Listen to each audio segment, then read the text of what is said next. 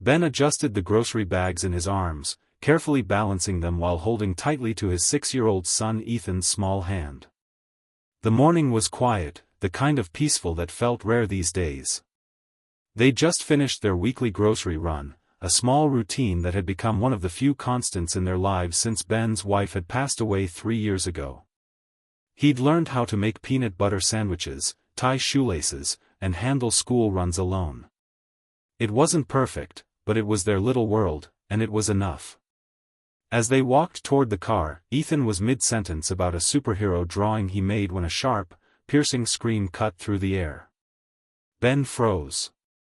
He turned to see a teenage girl, no older than 14, being pulled aggressively toward a white van by a man in a gray hoodie. Her eyes wide with terror, she kicked and screamed, but no one else moved. People stared.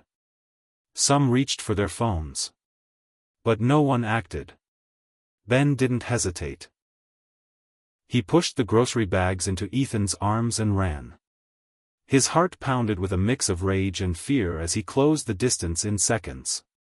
The man didn't even see him coming. Without thinking, Ben threw a punch, hard and fast. The man stumbled. The girl fell to the ground, shaking and sobbing. Ben stood between them, his chest heaving. He didn't know who she was or what was happening. But he knew one thing: he couldn't just stand by and watch. The man staggered from the force of Ben's punch, clearly caught off guard. Without pausing, Ben grabbed him by the collar and shoved him away from the girl, who was now curled up on the ground, clutching her arm and crying. People began to gather around, some recording on their phones, others shouting questions. Ben didn't hear any of it. His focus was locked on the girl and the man who had tried to take her. "Who are you?" Ben barked, standing over the man, who was now scrambling backward toward the van. The man muttered something about being her guardian, but his story was falling apart with every word. The girl shook her head violently, still trembling. "He lied," she whispered. "He said he was from social services, but I don't know him. He grabbed me when I tried to walk away." Ben's fists clenched. He looked at the man again, older, twitchy, avoiding eye contact. Something was deeply wrong. Sirens wailed in the distance, growing louder. Someone must have called the police. Ben knelt beside the girl, his voice softening. "You're safe now. I've got you." The girl nodded slowly, her tears streaking across her dirty face. As the police cars pulled into the lot, Ben raised his hands and stepped back, letting the officers take control. He glanced at Ethan, who stood watching nearby with the grocery bags still clutched in his little arms, eyes wide, proud, and worried all at once. Ben had acted on instinct, but now, questions were just beginning. The parking lot buzzed with flashing lights and hushed murmurs as the police took control of the scene. Officers handcuffed the man without resistance and separated witnesses for statements. Ben stood near the patrol car, answering questions while constantly glancing back at the girl, who now sat in the back of an ambulance wrapped in a thermal blanket. A paramedic gently cleaned the scrapes on her knees and offered her water. She looked lost, broken in ways no child should be. One officer approached Ben, his expression grim but grateful. "We ran his ID. He's connected to an open investigation, human trafficking. We've been tracking this ring for months. She wasn't the first girl they tried to take. But thanks to you, she might be the last." Ben's stomach dropped.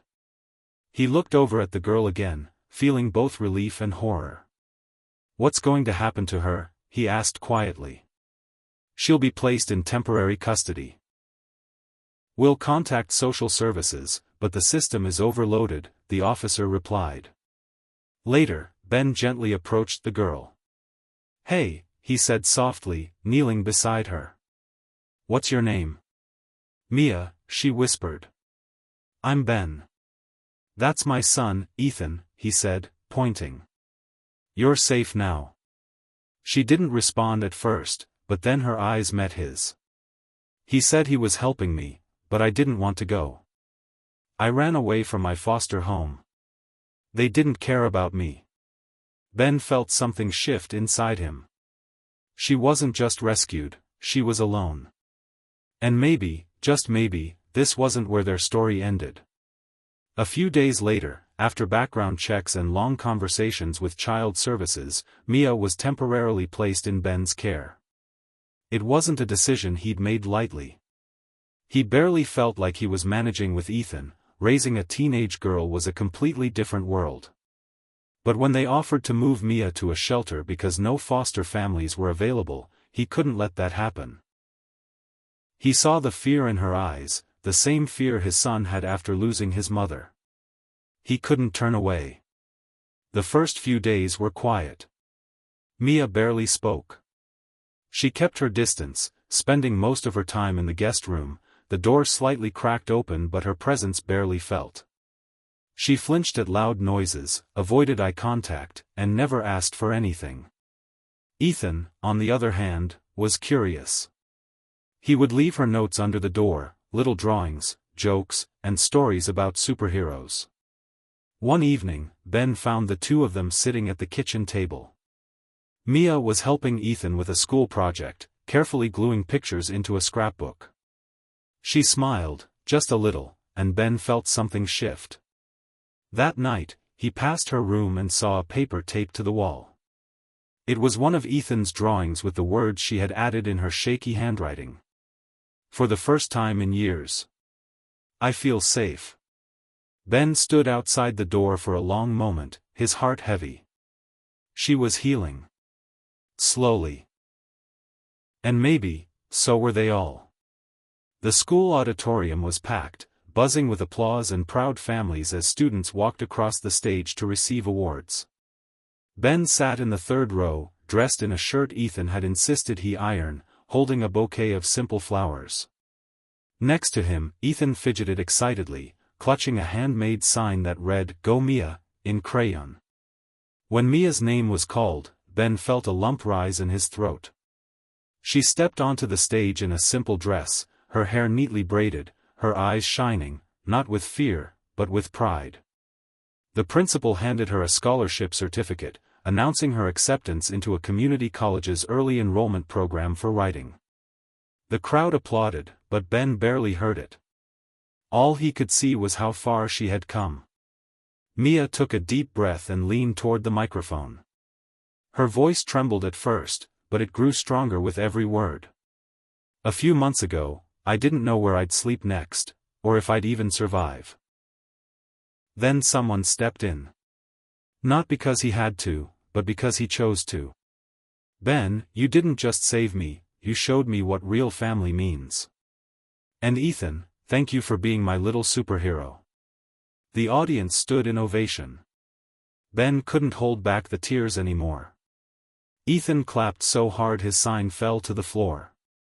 As Mia walked back toward them, smiling through her own tears, Ben stood and opened his arms. She didn't hesitate. That embrace said everything. Sometimes, saving one life changes three.